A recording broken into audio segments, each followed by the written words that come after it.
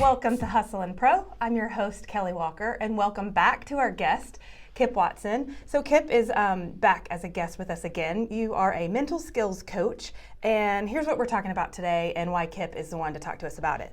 So she is a sports psychology professional, a licensed counselor, and she made a fascinating list about the lies about mental health and the truths that help create mental and emotional stability.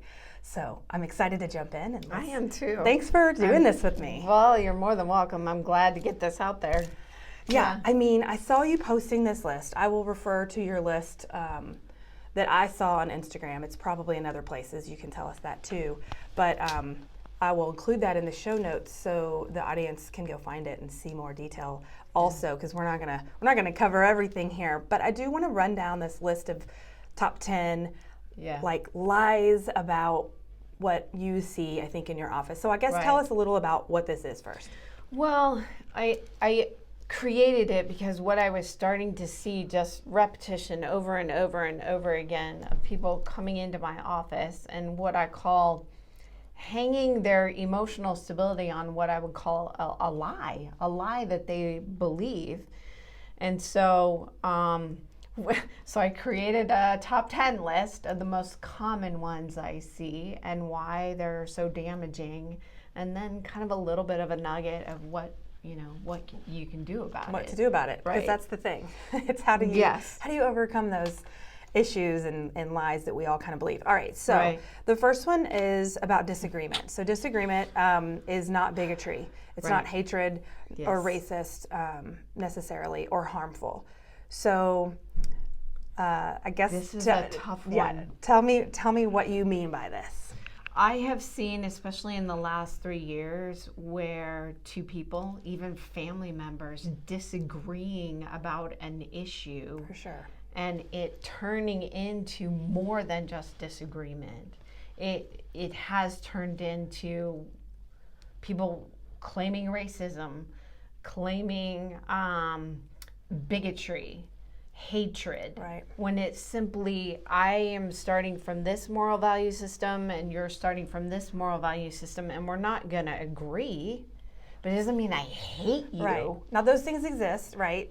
The racism and the bigotry, but what you're saying is in a disagreement setting, like I go back to politics a lot, right? Right. You said the last few years, like this is the easy one, especially when you talk about family and things, or different social justice stances or things. Because you're not starting from the same point, it doesn't mean one person's hateful to the other side necessarily. You're saying you have to listen and learn and figure out intelligently. You say intelligently think through your position and considering the opposing view. I think that considering the opposing view is like a key piece. It is a key piece, because when you disagree, I think it's really important to give the gift of listening. And yes, politics, religion, there are things that people they're not going to have like an open attitude about it. It's going to be very closed, very limited. But even if you have sort of a closed view and you're not open-minded to change, I can still treat you with respect and love. Right. And I think that's largely huge. Been abandoned. Yeah.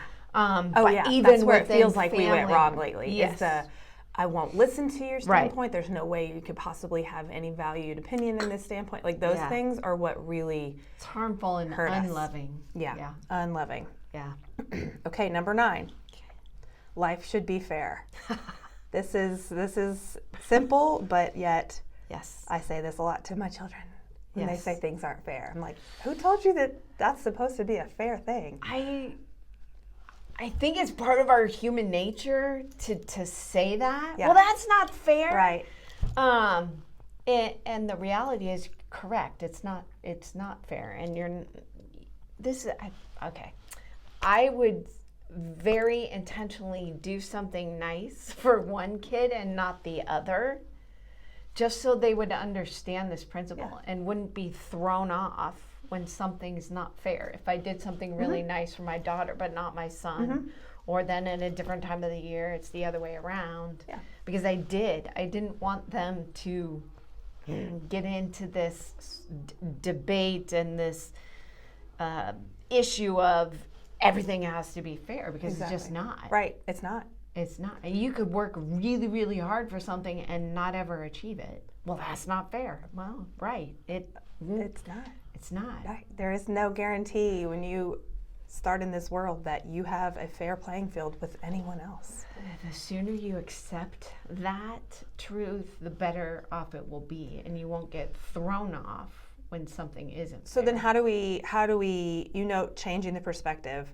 So how do we kind of reset our minds for that one? Life isn't fair, poor me, that whole thing. What are we supposed to think about? What's controllable in our life, what we can do, and is that effort? I think effort is a part of that, but I also think there has to be a humbling recognition that people are gifted differently. And not everybody has been given the same gift, so therefore they're not always going to achieve the same thing. Yeah. And that's just the reality of life. Whatever you're doing, whether you're the plumber, the counselor, the heart surgeon, the brain surgeon, like, you want competent people in each one of those roles. Doing their best work. Right. Yeah. But it doesn't necessarily mean that it's going to be fair. Right. Yeah, I feel like the word jealousy can creep in a lot there too, when you think everything's supposed to be fair and you see someone else succeeding, and it's like, that's their path, that's their thing. It's not necessarily yours. What you can control is the best effort you give in your path. Okay, this number 8 is one that one of the ones that stuck out to me that I said, I need to talk about this one more. I just want to be happy.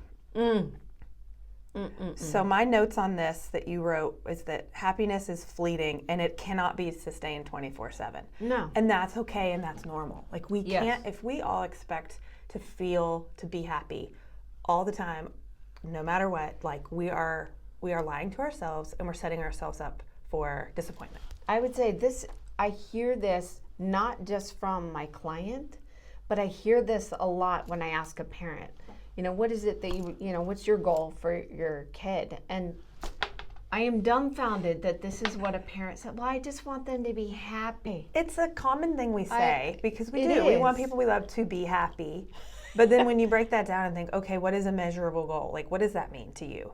Because, like you said, if they call you crying from college or they didn't make this or this goal, that doesn't mean they're necessarily an unhappy person. That just in that moment, the happiness isn't the high. It's normal for emotions to go up and down. Yeah.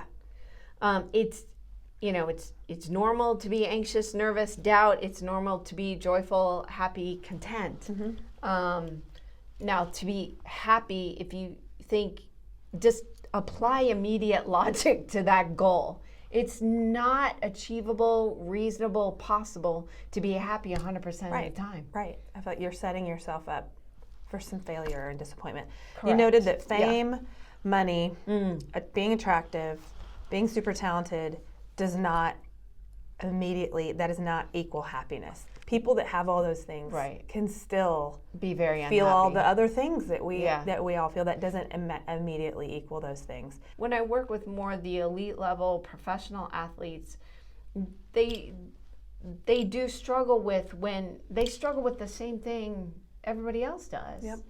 And then they feel that added pressure that, like the public or their fans or, the criticism sometimes that they tend to focus on if they're struggling, and they get well, what are you struggling about? You've got all this money and you have achieved this and that. But,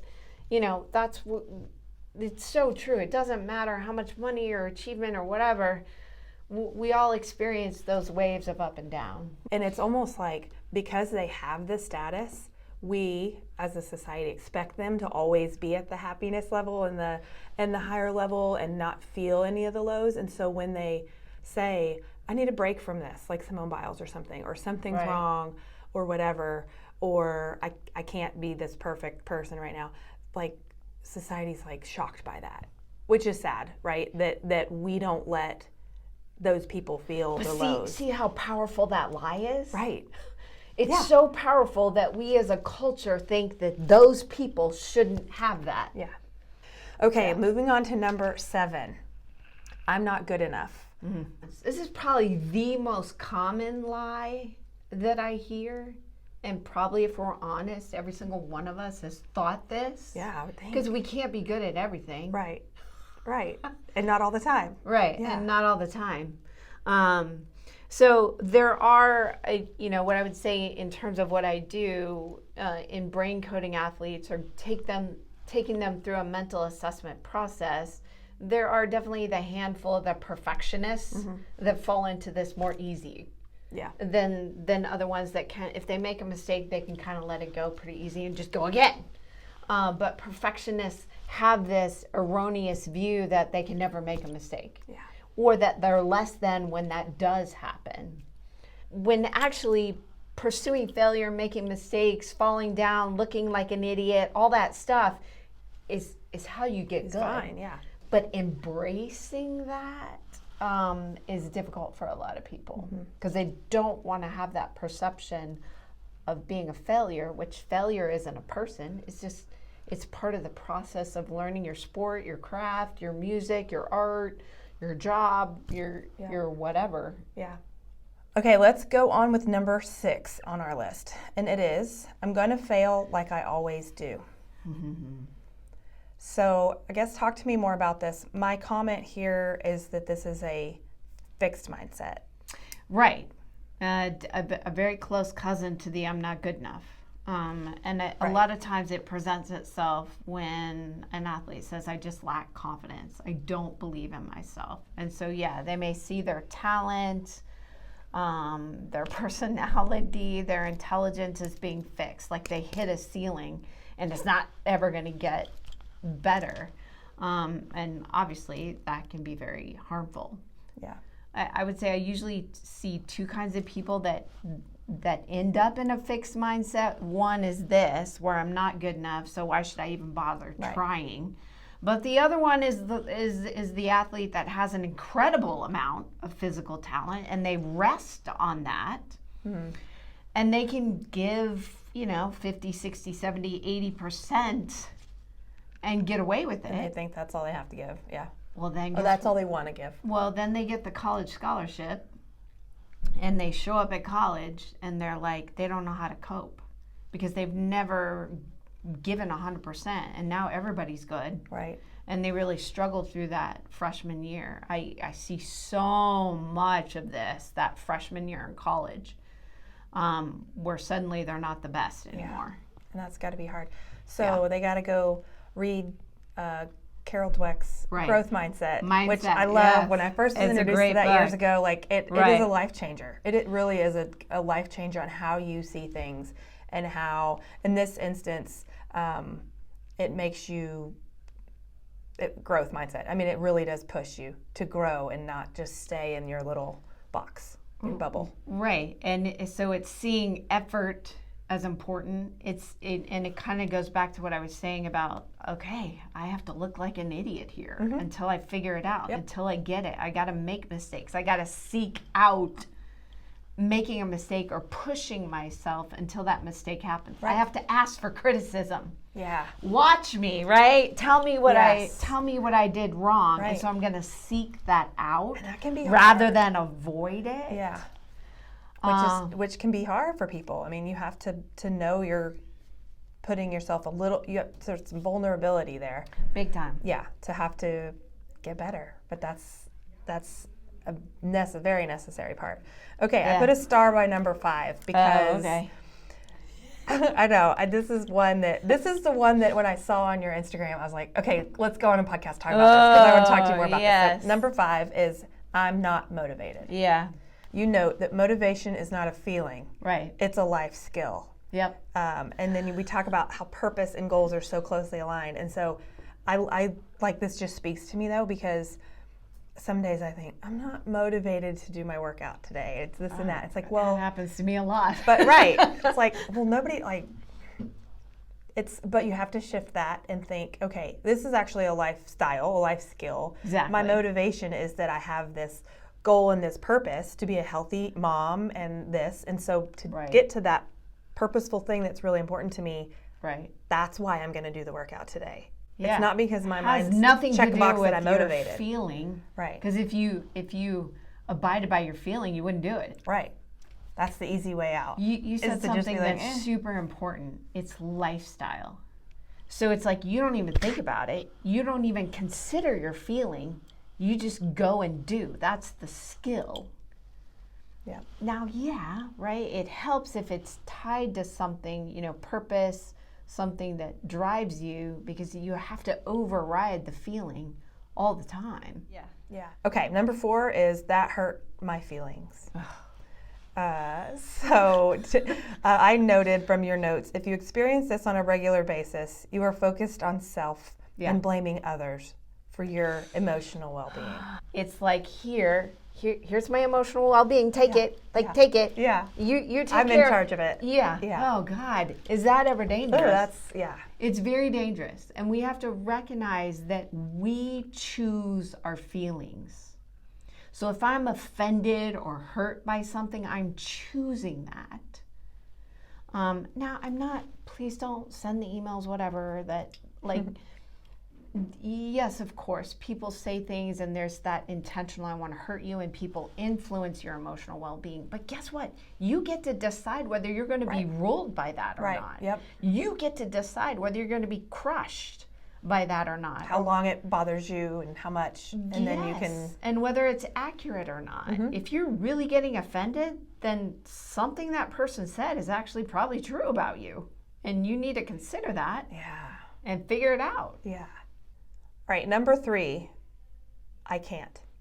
Very simple. 2 words. They're very powerful. Very powerful, very simple. And when I hear this from young people especially, it kind of breaks my heart, because I'm like, yeah, if you say that, you're right. You've defeated yourself before you've even attempted or tried. You say that it takes yourself out of the opportunity to improve. Right. Yeah, that's huge. But that is a huge, when you talk about lies that we believe, we say that all the time, oh, I can't, or maybe someone's told you can't, or whatever, but it's such a powerful lie. Well, it's a powerful lie, and so the most common feeling, right, is anxiety or a fear. So figuring out what is the pain that you're actually afraid of why you say I can't. Is it that you're afraid of a loss of some kind, right? Loss in rank, a loss of the game, loss of your reputation. Right. What is the loss that's tied to that? Or is it that you look at what's required of you, the process, right? And that looks too painful, and you're like, no, I'm out. Right. I can't do that. Yeah, I can't. And then there's a third really strong fear that's tied to a pain that people believe that life's going to get easy at some point. So when they say I can't, sometimes it can be tied to the belief at some point life it's going to get easier. If I had that or achieved that or was like her or him, then I wouldn't have to worry about this. And that's just BS. You have to realize that the problems and the challenges they're going to keep coming. You just get stronger because you're saying I can. Yeah. Versus I can't. I can get through it. I can figure out a path through. Whether it's tiny steps through that daunting process. Or a different path altogether. How am I going to? Instead of I can't, I can figure this out somehow. Or I can ask for help to figure out. Well, again, it goes to being willing to fail, to mess up, to look foolish. Right. Yep. And keep going. Yep. Number 2 is, I don't know how, and everyone is looking at me. This affects so many young people. Yeah. You note that this is a destructive path of anxiety and doubt. Yeah. And I think it goes back to also the belief, so many people believe that other people are thinking about them when they're just not. I know. Right? They're not. We really aren't. I know. I think about that myself all the time when I think, is anybody going to notice this? Nobody's paying as much attention to yourself as you think they are. Nobody cares. Yeah. But I love the truth that you add to the end of this on how to kind of circumvent this. The lie is I don't know how and everyone is looking at me. But you say add a but to the end. Right. And then something accurate. That is such a powerful 3-letter word. Yeah. Every single day I use this. Tell me your but statement to that. That was a lie right there. Okay. What's the but? And stop saying positive. Parents say that all the time. Well, just think positive, honey. Well, most people don't know how to do that. Okay. So this is one how to do that. But I want you to say something to yourself, and you want to say something to your athlete that's accurate. So when you have somebody and you say, that was a lie, give me a but statement, what are you looking for? Like, what are the things they say back to you that you want them to? Well, for instance, right before we started chatting, I was having a session with one of my collegiate golfers. And, some of these lies have been, a part of her process, and she's really been working hard with that. And so one but statement that she said is just one word, but trust. It can be one word, right? Or it can be like a performance statement. So it can be, but swing smooth, club head forward. Okay. So my brain's telling my body what I want my body to do. Okay.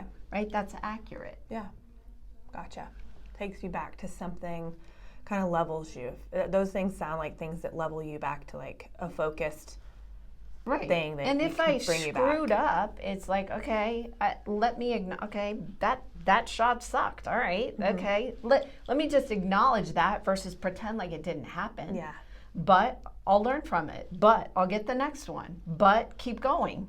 Right. So it doesn't need to be this long drawn out thing. It just needs to be these quick, accurate statements to yourself. Okay, and we're down to number 1. So the number 1 is I have blank. And so this is like fill in the blank with things like anxiety or depression or ADD. There's probably other things. So I know you probably have a disclaimer when we talk about this, and that this doesn't mean no one in the world has these things. Right.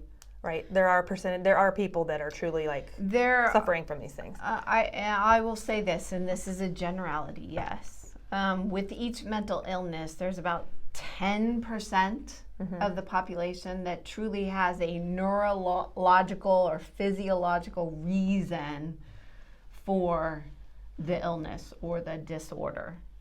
But I would say a large percentage of people claim they have it when they don't. Yeah. They're generating it by these lies. Yeah. Or they're generating it. A huge portion of people generate anxiety, lack of focus, ADD, ADHD because their nutrition is terrible. Their fitness is inconsistent, and that's more adults versus the athletes. They're not hydrated, and our kids aren't sleeping. They're too much into the digital thing, and they're not sleeping. They're not shutting down their brain, and the brain needs at least 7 hours to do its dishwashing cycle overnight so that it can operate appropriately. So do you think that we're in a point where many people say they have this and then they get medicated for it? Unfortunately, yes. Yeah. And that's exactly what Big Pharma wants them to do. But that's kind of the lie that in a lot of people's minds, that's what you go to. There is not a pill. I'm nervous for this, so I need a pill to balance me But out. there isn't a pill that's going to change the way you think. The pill isn't going to change these lies we just went through. Pill can't do that. Right. But you can change the amount of water you drink every day. You can change the way you sleep. You can make sure your nutrition is dense and not full of crap. I mean, we know one research study showed that if your diet is consistent, I'm talking 3 times a week on fast food, you're 51% more likely to develop depression. It all feeds into this thought or lie that, I have depression because of this and this, all these other things that they felt and they haven't dealt with properly. And then they feel like that's kind of their answer. It's just label myself this so that I can get out of that. Yeah, right. Whatever that is. Right, yeah. Oh, that's a big one. That's It a is. whole. That's a whole. It is Yeah. that in and of itself, I think, is a huge problem that we have to address from multiple places. Because I definitely have coaches now in the last decade that are scared to challenge their athletes because the parent's going to be in the office. Yeah. Oh, you caused anxiety. Yeah. Yeah, I did. Exactly. That's my job. Yeah. Is to challenge them. So they overcome, so they learn, so they're capable. They can so get they past go it. to that next level Yeah. and they can handle it. Yeah. Okay, so I love this list. There's so much in here, and we just barely touched on each one. But I think my big ones, like I said, that I marked because I really wanted to talk to you, were I'm not motivated. Yeah. Yeah. That's Not a big feeling. one for me. Yeah. Which, same thing too. Confidence isn't a feeling either. Right. Confidence is something the you- belief in your ability to figure out. is a mindset. Motivation, think of it as a skill, right? Yep. It's my habit, it's my lifestyle. Right. Yes. Yes. And that's the thing. It's things we can work on. That's the biggest Yeah. takeaway for me. These are things we can Changeable. adjust in our mind, the way we think, be intentional about fixing some of these things Yeah. to better our life. Yeah. So Yeah. thank you. Thanks for thanks for talking us having me. through it. It's always fun. I'll put it on the screen, but tell people how they can find you the easiest. Well, the easiest way, certainly social media, is at KipFit, KIPFIT, and then braincodecorp.com is my website. Okay. You can sign up for a newsletter where I give out tips like this. Cool. Yeah. And you're here in And- Frisco. So. And there's definitely the information on the assessment too. Cool. Awesome. I will put that on the screen so you guys can all check it out. So thank you for watching and or listening to this episode of Hustle and Pro. And be sure to find us on Instagram, Hustle and Pro, and also on YouTube so you can get notified of our next episode. Thanks for watching. We'll see you next time.